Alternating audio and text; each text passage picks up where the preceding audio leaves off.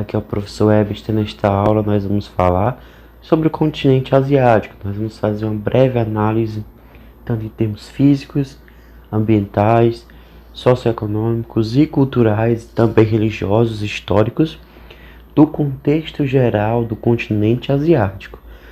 Neste sentido, hoje, nós vamos compreender essa parte inicial para que nas próximas aulas de novembro e dezembro nós possamos adentrar e explorar outras questões mais específicas do continente asiático. A primeira coisa que vamos ver hoje são as chamadas características físico-ambientais. Ambas estão relacionadas e elas, portanto, não podem ser vistas de uma maneira isolada. Por que o ser humano estuda geografia separadamente, história separadamente, enfim, as ciências separadas? Porque a gente não consegue abarcar tudo de uma vez só. Mas, se formos observar a realidade social e a realidade ambiental, as coisas estão unidas. Ou seja, você não consegue compreender por que a vegetação é de uma determinada forma se você não estudar sobre o clima. E ao mesmo tempo, essas duas características não são completamente entendidas se você não compreender sobre o relevo. E esses três influenciam também o ser humano, mas o ser humano também é influenciado pela história e sua sociabilidade. Ou seja, tudo isso está relacionado. Nós só dividimos o conhecimento para melhor aperfeiçoamento e também para que a gente possa focar em determinadas áreas. Hoje nós vamos falar sobre isso.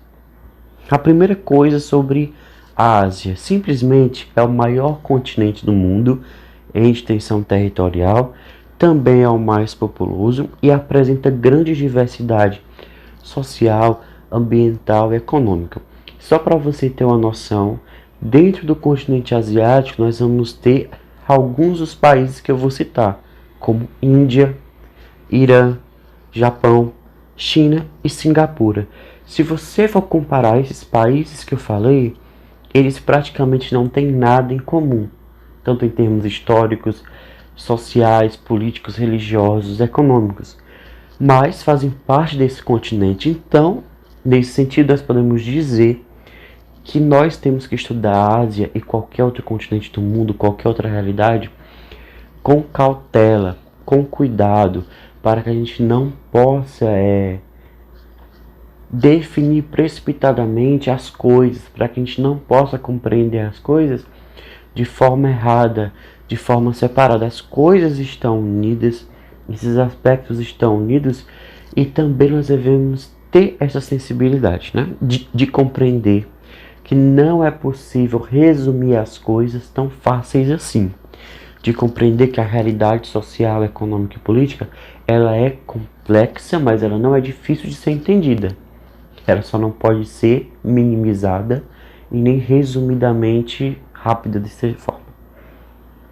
Aqui nós temos o que?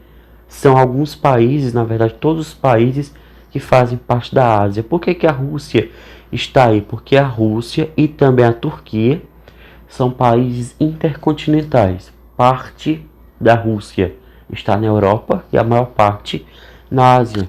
Assim como acontece com a Turquia, que parte da Turquia, uma pequena porção, está na Europa, mas a maior parte está na Ásia. Então, vemos uma quantidade grande de países. São aproximadamente 45 países com características socioeconômicas e históricas muito diferentes entre si, muitas vezes conflituosas, assim, que também se assemelham com qualquer realidade de qualquer continente. Mas nós temos que entender isso. São realidades opostas, são realidades muitas vezes conflitantes, assim como acontece em outros contextos geográficos. A primeira coisa que nós falamos, a Ásia é o maior continente do mundo. Aqui na imagem de fundo, nós temos o templo Angkor Wat, que fica no Camboja. Se você for observar com o passar dos slides, eu vou trazer algumas regiões, algumas fotos de regiões muito importantes da Ásia, só para você ter ideia de como lá é muito interessante, muito diverso e muito diferente, e que, portanto, não dá para resumir facilmente. Vamos soltar um zoom aqui. Figura 1, que é do livro de vocês, Expedições Geográficas, diz o seguinte: título: área dos continentes em relação às terras emersas em porcentagem, ou seja, quais são os maiores continentes do mundo. Aparece a Ásia, com 30% dos continentes do mundo, a América, fazendo 28% da área territorial emersa do mundo, África com 20%, Antártida com 9%, Europa com 7% e Oceania com 6%. Então, nós podemos dizer, portanto, que é o continente mais populoso do mundo.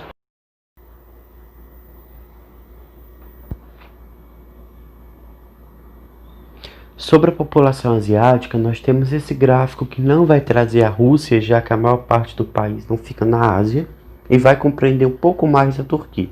Então falo o quê? Que a Ásia, por ser o continente mais populoso do mundo, com 4,6 bilhões de pessoas, tem os países mais populosos, como China, Índia, Indonésia, Paquistão, Bangladesh, Japão, Filipinas, Vietnã, Turquia, Irã, Tailândia, Mianmar, Coreia do Sul, Iraque, Afeganistão, Arábia Saudita, Uzbequistão, Malásia, Iêmen e Nepal.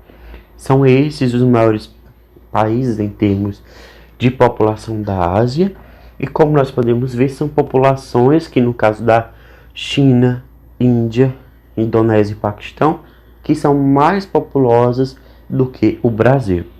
Que no caso da China tem 1,4 bilhão de habitantes, a Índia 1,3 bilhão, Indonésia 273 milhões de pessoas e o Paquistão 220 milhões de pessoas. A China é o país mais populoso, a Índia é o segundo, a Indonésia é o quarto e o Paquistão o quinto. Então nós podemos ver, a partir dessa análise geral, que o continente se caracteriza por uma grande diversidade social, ambiental, cultural, também econômica e política. Seus 45 países vão apresentar contextos diversos em termos regionais, em termos nacionais e locais. Por quê? Porque dentro da Ásia tem deserto, tem regiões úmidas, tem regiões montanhosas, tem regiões de planícies, tem regiões que chovem bastante o ano todo, tem região que passa anos sem receber chuva. Isso tudo vai moldar, vai influenciar e vai determinar em algumas instâncias o tipo de clima, o tipo de vegetação e até mesmo o tipo de cultivo praticado naquele lugar. Isso quer dizer, portanto, que na Ásia, em regiões úmidas, em regiões que chovem durante o ano todo, geralmente vai ter mais pessoas, mais cultivos e mais formas de sobrevivência por ser uma região com maior quantidade de recursos, solos férteis, disponibilidade de água superficial e subterrânea. Já regiões desérticas como a Arábia Saudita, Iraque, os Emirados Árabes Unidos, tantos outros países e regiões dentro de países asiáticos, a situação vai ser oposta. Mas isso pode ser driblado pela tecnologia, como é o caso da Arábia Saudita, do Irã, de partes da China e dos Emirados Árabes Unidos, que eles vão usar de tecnologias variadas para poderem sobreviver e lidar com a seca, com a semiaridez em áreas de deserto. Nessas imagens, aqui é uma floresta da Tailândia. Inclusive na Ásia nós temos elefantes em algumas regiões, principalmente no sul da Índia, em Bangladesh, Tailândia e Indonésia, áreas de floresta úmida, áreas de montanha, áreas de tundra, que são áreas cobertas por gelo, mais áreas de florestas, áreas de planície e pastagem e áreas de deserto. Tudo isso por quê? Por causa da grande extensão territorial, por causa das diferenças climáticas, vão influenciar a vegetação. Só que essas características ambientais, sociais, elas também estão relacionadas com as características políticas da Ásia, ou seja, no contexto da globalização, é impossível ou quase impossível você não notar a presença de países asiáticos em sua vida, como por exemplo, muitas marcas de celulares, de televisões e de outros equipamentos são provenientes de países asiáticos, como da Coreia do Sul, da China, da Índia, do Japão. Muita cultura que nós consumimos, animes, filmes, músicas, dentre outros, são produzidos em países asiáticos, principalmente no caso do Brasil. Nós consumimos bastante filme japonês, coreano, em termos de música, do K-pop e outras formas de cultura também. Isso quer dizer que no contexto da globalização, a Ásia é muito importante para a produção científica, midiática, cultural, por causa dos seus parques industriais, por causa da quantidade de recursos disponíveis nesses países e de suas relevâncias históricas para nós. Ou seja, muitas coisas que nós consumimos são deles. Talvez o seu celular seja ou da Xiaomi, ou da Samsung, ou da Apple, que embora não seja asiática, é produzida em países asiáticos e tem equipamentos asiáticos, a Asus, Lenovo, inclusive a Motorola. Muitas coisas que nós consumimos, que nós compramos, principalmente coisas eletrônicas, são asiáticas ou têm partes dos seus componentes feitos na Ásia. Nesse sentido, essas características que nós falamos, por ser grande, por ter muita gente, por ser diverso, por ter características tão diferentes, fazem da Ásia um continente de grande expressão global. É impossível ou quase impossível viver hoje no mundo globalizado sem utilizar de algo que não seja produzido em algum país asiático. Seja de forma direta, que seria celulares, equipamentos, etc., feitos 100% em países asiáticos, ou de forma indireta, quando algumas partes do seu celular, da sua televisão ou qualquer outra coisa venha daqueles países. Muitos dos países asiáticos apresentam um importante papel na economia, como com parques industriais e produção científica de grande relevância. Muitas vezes nós desprezamos isso, mas a ciência é muito importante para a produção de medicinas, para a produção e criação e desenvolvimento de novas tecnologias. Por exemplo, hoje nós estamos na disputa, inclusive política, para a implementação do 5G no mundo, que é uma forma de internet 5 vezes ou mais de velocidade do que nós temos hoje. Alguns países asiáticos, como China e Coreia do Sul, já estão com esses equipamentos avançados, pois eles produziram primeiro. Isso quer dizer, portanto, que quando o 5G chegar ao Brasil e outros países, ele vai ser de uma forma direta ou indiretamente proveniente de um país asiático. Outra coisa importante, dentro do contexto geopolítico mundial, é impossível não destacar o papel da China, da Índia, do Japão, da Coreia do Sul, Arábia Saudita, Indonésia, Irã e Singapura. Por quê? Porque são países geralmente com grande número de população, com território grande, e quando isso não acontece, como é o caso de Singapura, com poder de compra muito grande. Então você vai ver que são países que têm realidades diversas, mas possuem algo em comum. Eles são extremamente importantes para a geopolítica atual, a geopolítica contemporânea. Como entender a China sem entender o seu papel no mundo? Como entender o Brasil de hoje, o Brasil da política, o Brasil da economia, sem entender a influência que a China exerce sobre o nosso país, sobre o mundo? É impossível. Mas antes disso, nós temos que observar uma coisa. A Ásia não é só grandiosa hoje, ela já foi grandiosa desde milhares de anos. Por quê? Porque foi habitada há milhares de anos por várias espécies humanas, como nós vamos ver na próxima figura. Por quê? A Ásia foi e continua sendo um continente que tem grandes acontecimentos, como quais? A domesticação de plantas e animais, principalmente na região da Mesopotâmia, que hoje faz parte do Iraque e da Turquia, a fixação humana, a construção das primeiras cidades com milhares de anos de ocupação, várias inovações produtivas, inovações tecnológicas, surgimento, dispersão, disseminação, fim e complexificação de grandes religiões do mundo como cristianismo, islamismo, hinduísmo, budismo, jainismo, zoroastrismo, sikhismo, dentre outros. Ou seja, é um continente de grande importância mundial e que mesmo você nunca tendo ido para lá, de alguma forma ele está presente em sua vida. Se você é cristão, se você é hindu, se você é muçulmano, ou até mesmo se você usa de algumas tecnologias modernas ou arcaicas. Isso quer dizer que essas contribuições dadas por milhares de anos por vários povos continuam até nossos dias. Aqui na imagem nós vemos a dispersão, dos Homo sapiens pelo mundo. Vão dar origem na África e se espalham pelos continentes Europa, Ásia, Oceania e Américas. Isso quer dizer, portanto, que a Ásia sempre foi, desde milhares de anos, o berço de grandes civilizações como os sumérios, os babilônicos, os mongóis e tantos outros, os chineses das dinastias Qin e vários outros povos.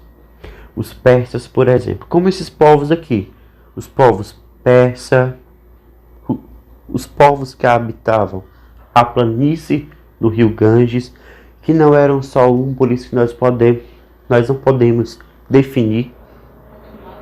Os povos que hoje são classificados como chineses, aqui a grande muralha da China, como representação desses grandes feitos do passado, e também os povos do Japão e das Coreias. Ou seja, é um continente de grande importância histórica, geográfica, política, tanto em termos recentes como em termos também históricos. Por exemplo, você já ouviu falar no zoroastrismo, que é uma religião que hoje tem de 110 a 120 mil fiéis? Eu acho que não, né? Mas essa religião contribuiu muito para a nossa visão de mundo. Por quê? Porque foi a primeira religião que apresentou o conceito de monoteísmo. Antes do zoroastrismo, todas as religiões, as grandes religiões, acreditavam na multiplicidade de deuses, eram politeístas. Foi a partir desta religião que houve essa ideia de que existe um ser supremo, único, que vai orquestrar, organizar o mundo. E a partir daí que o cristianismo, que o islamismo e outras religiões vão também se inspirar. Inclusive, muitas mitologias, muitas histórias do zoroastrismo continuam, inclusive estão fazendo parte da cultura cristã. Como, por exemplo, a história do dilúvio, que primeiro foi apresentada no contexto do zoroastrismo e só depois que se expandiu pelo mundo. Então, quais são as contribuições? Monoteísmo, essa visão mais específica de contato com Deus, com um ser supremo apenas, e várias lendas, mitos, histórias que continuam até nossos dias e que as religiões modernas vão herdar. Outra religião super importante, que ela vai ser dominante na Índia, parte de Bangladesh, Paquistão e Nepal, é o hinduísmo, com aproximadamente 1,2 bilhão de pessoas. Diferentemente do zoroastrismo, que vai mudar com o passar do tempo, o hinduísmo ele tem aproximadamente 5 mil anos de existência. Isso quer dizer, portanto, que é uma religião muito antiga, que tem muitas vertentes e que tem aproximadamente 33 milhões de deuses e deusas. Mas esses deuses e deusas são a representação de um Deus único, que seria Brahman, o nome desse Deus, que ele vai, com o passar do tempo, com períodos específicos, se manifestar. Geralmente ele se manifesta em termos de carne ele vem à Terra em forma humana quando o mundo está em crise. Ou seja, esse Deus se manifesta em pessoas, ele na verdade encarna-se, nasce e para poder, em momentos específicos, salvar a humanidade, dar conhecimento. Tanto é que os livros sagrados do hinduísmo acreditam-se que eles são inspirados diretamente pelos deuses. E aqui nessa imagem nós vemos o deus Brahma, à esquerda, que não é deus Brahman, ele é o deus da criação. O do meio, o deus Vishnu, que é o deus da preservação. E à direita, o deus Shiva, que é o deus da destruição, do recomeço. Ou seja, são as fases da vida, os ciclos da Terra, os ciclos de bilhões de anos. É uma religião super complexa, que principalmente é tida mais como filosofia de vida do que como religião mesmo, né? Outra religião super importante, que é o budismo, que tem aproximadamente 500 milhões de anos, vai centralizar-se na figura de Buda, Siddhartha Gautama, que ele vai ser chamado de o Iluminado. Era uma pessoa rica que fazia parte da aristocracia de seu país, ele nasceu na Índia, mas ele se rebelou contra aquela mordomia que vivia, saiu dos palácios e foi encontrar-se com o povo. Viu a pobreza, viu a miséria, viu a fome e as desigualdades. Ele se rebelou contra o sistema que vivia, contra as liberdades que tinha, e ele se refugiou em locais distantes, em busca da iluminação. Tanto o hinduísmo como o budismo, eles vão acreditar que a carne, o corpo é algo quase imundo. Ou seja, que a vida é uma grande ilusão. Então você vai meditar, você vai rezar, você vai fazer as suas preces para poder se libertar do corpo e atingir a famosa iluminação, que é o chamada no hinduísmo moksha, mas no budismo é chamado de nirvana, que seria o mais alto grau de iluminação quando você deixa de observar o mundo e as suas ilusões. Para o budismo, para o hinduísmo, tudo que existe é uma grande ilusão. Outra religião que talvez você pratique é o cristianismo, que é a religião mais praticada no mundo, com 2,3 bilhões de seguidores, né? Essa religião está presente em nosso dia a dia, na formação histórica do Brasil e também cultural. O cristianismo vai beber muito do judaísmo, ou seja, vai ser muito influenciado pelo judaísmo, que é a religião mais antiga, de aproximadamente 4 ou 5 mil anos de existência, né?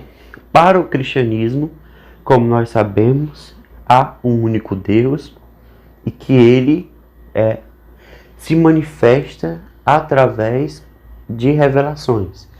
Ele se manifesta através da Bíblia, se manifesta pela natureza e outras revelações. Para o cristianismo, o mundo também é uma grande ilusão e nós devemos tentar evitar pecar e evitar se envolver com essas ilusões. No cristianismo, nós temos várias vertentes. O catolicismo romano, o catolicismo ortodoxo, grego, russo, etíope, o protestantismo e outras vertentes. Ou seja, o cristianismo não é uma coisa só definida. Muitas vezes as diferenças são tão grandes que poucas coisas unem os cristãos, mas geralmente são a crença em um único Deus, a crença na ressurreição, a crença em Jesus Cristo, a crença na salvação e redenção dos pecados por meio da morte de Jesus e seu sacrifício, e também no poder da Bíblia, né? No poder de Deus representado pelo livro sagrado. Geralmente são essas coisas que unem esses grandes grupos. O islamismo vai ser também uma religião de origem asiática, de muita importância, é uma das religiões que mais crescem no mundo, 1,8 bilhão de seguidores. Essa religião vai ser também influenciada pelo judaísmo, pelo cristianismo, em alguns aspectos, por ser monoteísta, por acreditar no mesmo Deus dos judeus e dos cristãos. Mas vai ter algumas diferenças, principalmente em termos de tradições, de costumes e de modos de ser. E isso não chega a ser algo muito discrepante, já que toda religião tem um modo de ser, tem seus costumes próprios, né?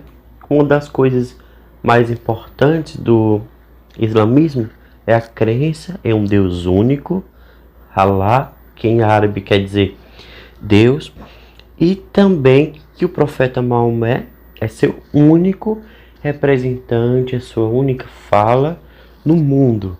Ou seja, para os muçulmanos, Jesus, por exemplo, é um profeta muito importante, e outras figuras do cristianismo, do judaísmo, são muito importantes, como Abraão. Mas, para eles, o profeta Maomé seria o mais importante. Essa religião tem um livro sagrado, é o Alcorão.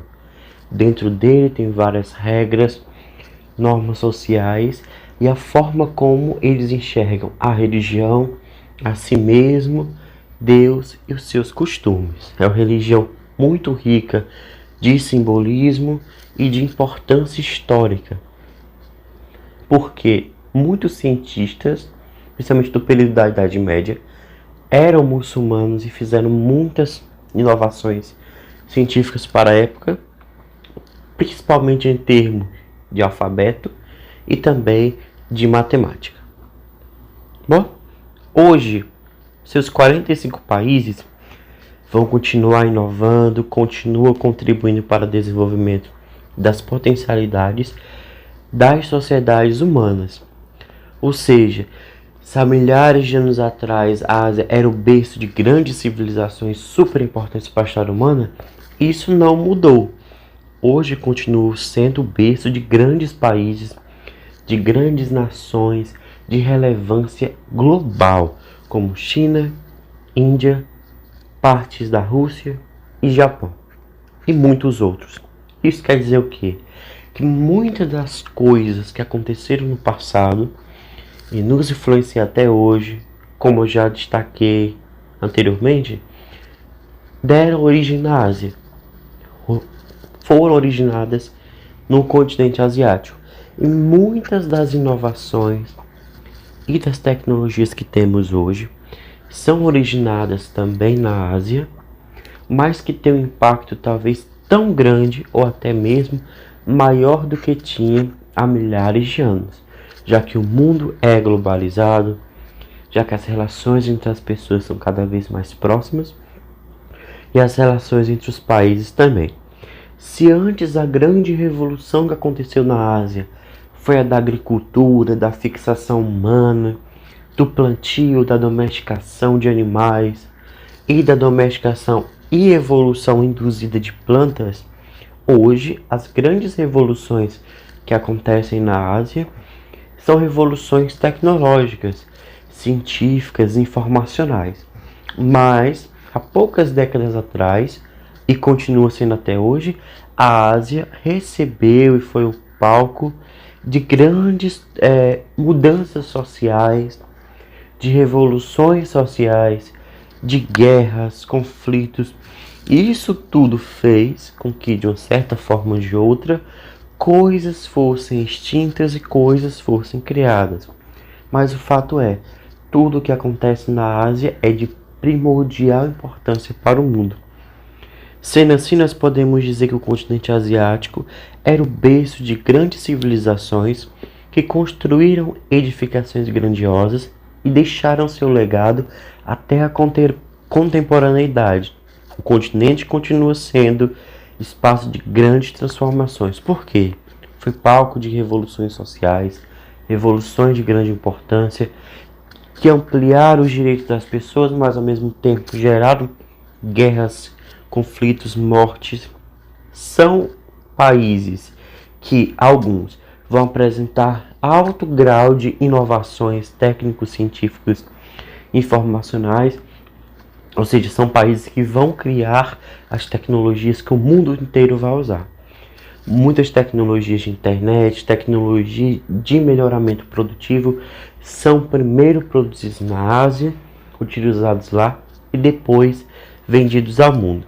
Ou seja, essas inovações técnicas, científicas, informacionais, produtivas e de logística, além das técnicas e métodos avançados de ensino e muitos outros fatores, fazem com que esses países sejam cada vez mais relevantes, principalmente China, Índia, Coreia do Sul, Japão, Taiwan, Malásia, Indonésia, Tailândia, Irã, Arábia Saudita, Israel e Turquia. Uma coisa importante, nós simplesmente a gente fala no começo desse vídeo que o clima, a vegetação, tudo que está na natureza, tudo que está na terra se relaciona. Então nós devemos aprender eles no sentido geral. Se formos observar no mapa aqui da Ásia, que é esse que está na parte superior à direita, há vários tipos de climas. Climas quentes, como desértico, o trópico seco, o trópico úmido, o equatorial. E também há climas frios, climas temperados, climas de altitude. Nós podemos dizer que praticamente todos os tipos de climas que estão apresentados na imagem são possíveis de perceber na Ásia. Isso quer dizer, portanto, que é um continente que, em termos ambientais, assim como sociais e econômicos, é muito diverso. Vamos saber por quê. A primeira coisa por causa da sua grande extensão territorial, a Ásia vai apresentar climas e vegetações variados, porque o clima vai ser influenciado por vários fatores, que são chamados fatores climáticos. Mas ele, ao mesmo tempo, ao ser influenciado, ele também influencia. Como que o clima influencia? O clima influencia no tipo de vegetação, no tamanho da vegetação e até mesmo em sua adaptação. Ou seja, estes são influenciados pelos fatores climáticos, que são o relevo, a longitude, latitude, maritimidade, continentalidade, o albedo, as correntes marítimas, que vão ser cada vez mais diferentes em cada região, porque os ambientes da Ásia são variados. Então você vai ver aqui, por exemplo, em um clima de altitude, o fator climático mais importante no caso é o relevo. Quanto mais elevado for o relevo, quanto mais os metros acima do nível do mar for, mais frio será. Inclusive, há regiões que a poucos quilômetros são regiões secas, desertas, mas que são rodeadas por montanhas muito elevadas que tem neve durante o ano todo. Mas por que aquela região que tem também deserto é uma região que tem neve? Como nessa área aqui central da China tem, por causa do fator relevo. Então, quanto mais elevado for o relevo, vai ter diferenciações, assim como em outros níveis altimétricos. Ou seja, o relevo é de suma importância, a maritimidade, a continentalidade. Quanto mais perto do mar for, você vai ser influenciado pelas brisas marinhas, pela umidade vinda do mar e outros fatores. Quanto mais distante do mar, a amplitude térmica, ou seja, a diferença entre a menor e a maior temperatura, vai ser muito grande quando comparados com cidades, com regiões costeiras, porque o mar ele vai também equilibrar as temperaturas. Outro fator importante é o fator do albedo. Quanto mais escura for a superfície, mais calor ela vai reter. Quanto mais clara for a superfície, mais calor ela vai emitir. Ou seja, em áreas de deserto, o calor é recebido, mas durante a noite o calor volta para a atmosfera. Em áreas urbanas, por terem muitas casas, muitos edifícios e muito asfalto, o calor é retido e permanece. E volta à superfície aos poucos. Outra coisa importante Sobre a vegetação, nós vimos que o clima e a vegetação se relacionam, são fatores que eles vão estar unidos, né? Porque um depende do outro. Na verdade, o clima exerce uma preponderância sobre a vegetação. Então você vai ver que geralmente, na grande maioria dos casos, a vegetação e o clima vão coincidir, porque a vegetação depende do tipo climático. Então, as primeiras coisas, os tipos de clima e vegetação, eles vão influenciar também a ocupação do espaço. O que isso quer dizer? Que vai haver há regiões que o clima é favorável, tem vegetação grande, vegetação verde o ano todo, vai receber grandes quantidades de chuva, então a região fácil de você ter um solo fértil, ter madeira para construir residências, edificações, e também a ocupação vai ser mais fácil. Ou seja, se você tem esses fatores, a ocupação humana é muito mais fácil e efetiva do que em regiões inóspitas, em regiões de elevada altitude ou regiões desérticas. Assim, antes dessas técnicas modernas que nós temos hoje, como irrigação, uso de pesticidas e outras técnicas que elas vão aumentar a produtividade e dar mais força aos cultivos, a agricultura ela era muito caracterizada por essa dependência em relação ao clima. Ou seja, se formos analisar 100 mil anos atrás, era muito dependente, o ser humano era muito dependente do clima. Mas há 100 anos atrás também era. Então você vai ver que há 100 anos atrás, em regiões desérticas, praticamente não se produzia nada. Mas hoje, há regiões desérticas que praticamente não produzem nada. Por quê? Porque não adianta ter a tecnologia disponível. Você precisa ter o acesso a essa tecnologia por meio dos recursos financeiros. E nós sabemos que nem todos os países têm isso. Por exemplo, na Arábia Saudita, que é este país à esquerda, nós temos muitos recursos financeiros, mas é um país que em termos ambientais, principalmente climáticos e de vegetação, é predominantemente desértico e semiárido. Ou seja, que em termos naturais é muito mais difícil produzir alimentos do que em países de clima úmido. Mas por meio das tecnologias, por meio da irrigação, por meio da transposição de água, principalmente oriundos da dessalinização da água do mar, esse país passa a produzir muitos alimentos. Mas durante toda a história humana, praticamente, nós estivemos muito influenciados pela natureza, por essa disponibilidade ou não de recursos naturais. Aqui nessa imagem nós vamos ver justamente isso. Se você for observar, eu vou voltar às imagens do relevo. Olha como elas se parecem. Por quê? Porque há quase uma sobreposição entre elas. É praticamente uma influência direta, uma influência exata. Ou seja, o clima vai influenciar o relevo e esses dois influenciam também o ser humano. Com as tecnologias a gente consegue superar um pouco isso, mas não é tanto. Outra coisa importante, nós falamos muito do relevo como fator climático, mas agora vamos falar do relevo em si. Mas para isso nós temos que compreender o que é o relevo. Simplesmente o relevo é o conjunto de feições, que são formas que estão presentes na crosta terrestre, ou seja, na superfície da Terra. São formados pela ação tanto dos agentes internos quanto dos externos. Quais são os agentes internos? São os agentes que são mobilizados pela força interior da Terra. É o tectonismo, vulcanismo, terremotos. Mas quais são esses agentes externos? É a água, que é fator de erosão, o sol, que é o calor que pode desprender, distorcionar rochas, a força das águas durante milhões de anos, a força da chuva, a ação dos seres vivos, várias formas. Por exemplo, hoje o ser humano entra dentro desse contexto da ação dos seres vivos. Por quê?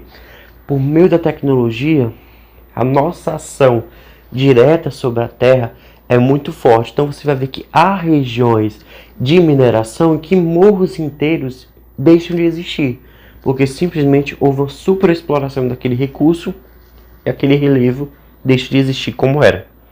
Então, se você for observar aqui à esquerda, são os fatores internos, tectonismo e também vulcanismo, e os fatores à direita são os fatores externos, principalmente a erosão. Aqui nós vamos ver a formação dos continentes. Então, os continentes hoje, eles têm certas configurações, ou seja, eles são afastados, geralmente são rodeados por oceanos. Mas durante milhões de anos, os continentes estavam juntos, que é a chamada Pangeia, que significa todas as terras em grego. Ou seja, ao longo de bilhões de anos, a Terra passa por mudanças produzidas por esses agentes modeladores, tanto os internos como externos, que eles vão atuar agora. Com certeza, em algum lugar do mundo está chovendo, está tendo vento, está recebendo o calor do sol, está recebendo a ação dos seres humanos. Os rios vão continuar correndo, vão continuar levando rocha, argila, inclusive durante cheias, eles podem aumentar a sua área de vazão. Então, continuamente, a Terra está em processo de transformação, porque a Terra é viva. A Terra está viva, tanto a parte superficial como as demais camadas da Terra. Nós vamos observar aqui na imagem, nós vemos justamente isso. A força interior da Terra faz com que as placas tectônicas se movimentem, se desprendam, rochas passam por um processo de desgaste, tanto interno quanto externo, montanhas são formadas, oceanos são formados, os continentes se afastam, algumas áreas entram em colisão, e isso por causa dos movimentos das placas tectônicas. Assim, nós podemos dizer que a atual configuração dos continentes e superfície da Terra é resultado de um processo que levou à fragmentação das terras emersas a partir de um bloco único, que é a Pangeia. Ou seja, durante milhões ou até mesmo bilhões de anos, as forças internas da Terra, o manto de convecção da Terra, principalmente o calor oriundo do interior da Terra, vai fazer com que a crosta terrestre, onde estão os continentes, elas se movimentem. E essa movimentação gerou 3 tipos de movimentos específicos da crosta terrestre. É o limite convergente, limite divergente e limite transformante. São 3 movimentos que vão para direções diferentes e que vão influenciar a atual configuração do continente e a futura configuração. O que isso quer dizer? Hoje os continentes estão nessa configuração locacional, mas daqui a milhões de anos eles estarão em outros, porque os continentes anualmente, diariamente, eles estão se movimentando. Pode ser milímetros ou centímetros, mas quando pegamos essa quantidade de deslocamento e multiplicamos por anos ou bilhões de anos, é um movimento muito importante. Mas por que tem essa ideia de que os continentes se separaram? Por que não há outra teoria? Foi criada a chamada teoria da deriva continental. E também outra teoria que vai fundamentar essa, que é a teoria das placas tectônicas ou teoria da tectônica de placas. É a mesma coisa. O que vai acontecer? Alfred Wegener, que é um alemão, ele vai ver, principalmente no mapa da América do Sul e da África, que há uma certa semelhança. Como se esses 2 continentes fossem um quebra-cabeça de encaixe perfeito ou quase perfeito. Outras coisas que ele encontrou rochas similares em ambos continentes, animais similares em vários continentes, fósseis similares tanto na América do Sul como na África. Mas esses animais, eles não nadavam nem voavam. Então, como explicar que existem animais e fósseis de animais tanto na África como na América do Sul, se existe uma distância grande separada pelo Oceano Atlântico? Isso quer dizer, portanto, que há milhões de anos atrás, essas 2 massas de terra que hoje estão separadas e são dois continentes, estavam unidas, compartilhavam das mesmas rochas, compartilhavam do mesmo solo, de tudo igual, e os animais tinham também esse livre acesso, já que não tinha o oceano como barreira. Mas ele viu, portanto, que se houve essa separação, qual é a força? Simplesmente ele disse lá no século XVIII, XIX, que era a força das marés do mar. Mas hoje nós sabemos que não é essa força. Por isso que foi criada outra teoria, que é a teoria das tectônicas de placas. Quem movimenta os continentes são as placas tectônicas que são influenciadas pelas forças do interior da Terra. Simplesmente é assim. As forças internas da Terra vão movimentar essa crosta terrestre, vão causar deslocamentos, choques de placas, que vão gerar movimentos que vão ocasionar e produzir os terremotos e vulcões. Ou seja, simplesmente aquela teoria dele, a teoria da deriva continental, foi refutada em uma parte. Não é a força do mar, das marés que vai movimentar os continentes. É a força do interior da Terra que vai movimentar as placas tectônicas e também, claro, vai movimentar os continentes. Só que as placas tectônicas, todas elas possuem várias direções, que são chamados limites de placa. Há limites que se chocam, que se afastam e limites que deslizam ao lado. Vamos saber um pouco mais sobre o limite divergente. Quando nós falamos a palavra divergente, quer dizer divergir, logicamente. Quer dizer o quê? Separar-se é algo contrário, algo que está indo em direção oposta. Simplesmente é o quê? São placas que estão em processo de separação. Como que isso acontece? O magma que vem do interior da Terra causa o afastamento das placas tectônicas e a formação de uma nova crosta oceânica. Ou seja, com isso, principalmente no caso da América do Sul, da América do Norte, Europa e África, fazem com que esses continentes se separem cada vez mais entre si e o Oceano Atlântico fica cada vez maior, como nós podemos ver aqui na imagem à esquerda.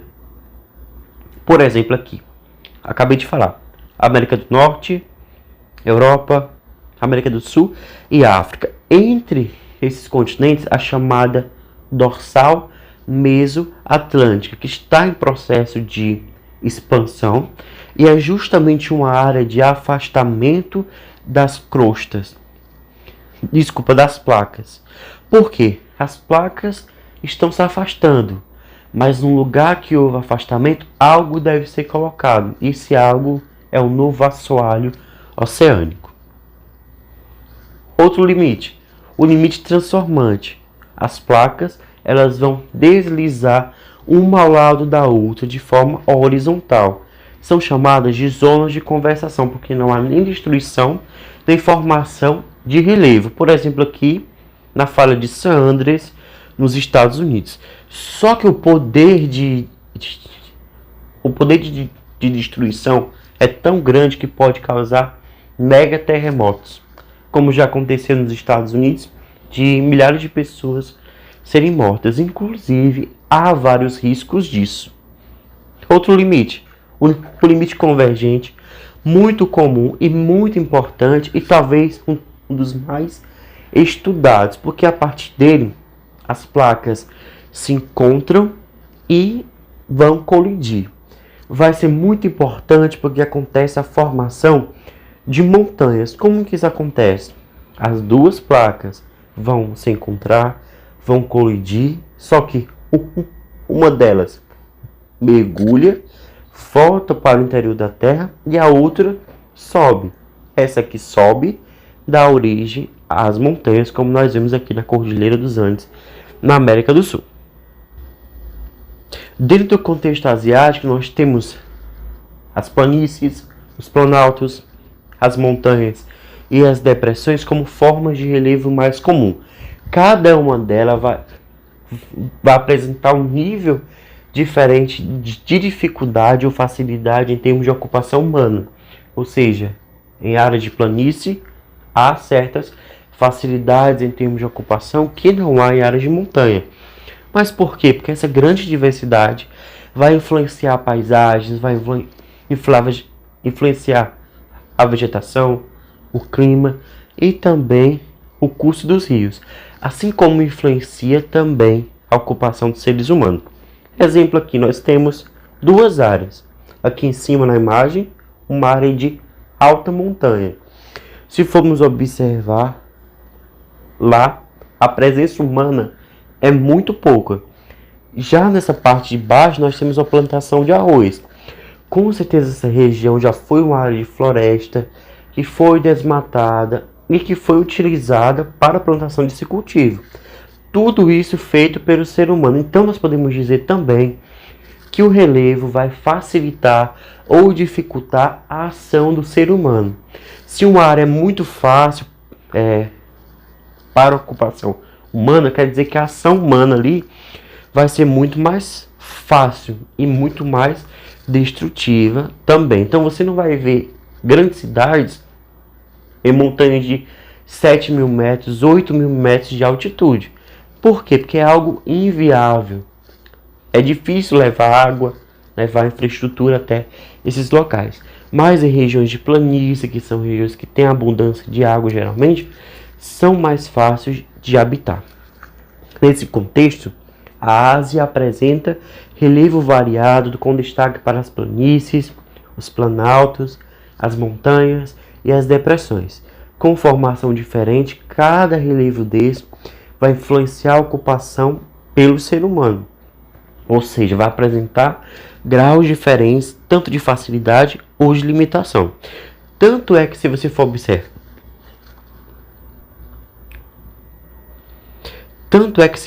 observar, as grandes civilizações asiáticas, elas geralmente se localizam em regiões de planície, como os babilônicos, os sumérios, os chineses, tanto as suas dinastias mais de milhares de anos, como mais de centenários. Simplesmente a gente vai analisar agora essa imagem que mostra que quanto mais elevado for o relevo, mais escuro é. Ou seja, sai do azul claro até o vermelho escuro.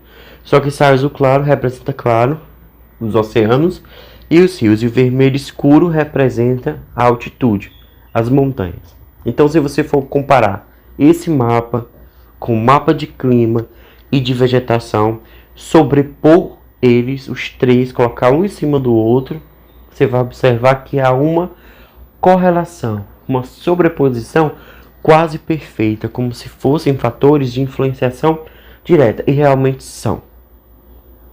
Se formos resumir, a Ásia é um continente diverso, o relevo vai influenciar o clima, vai influenciar a vegetação, os fatores climáticos vão influenciar a ocupação do espaço pelos seres humanos, a Terra está em constante mudança, transformação, porque praticamente um ser vivo. Inclusive, há lutas para considerar a Terra como um ser vivo e ser vivo de direitos. Então, é uma luta importante para que a gente possa manter a Terra viva. Voltando, o relevo é consequência, é produto das ações dos agentes internos e dos agentes externos da Terra. Muito obrigado. Se você tiver alguma dúvida, coloque nos comentários deste vídeo.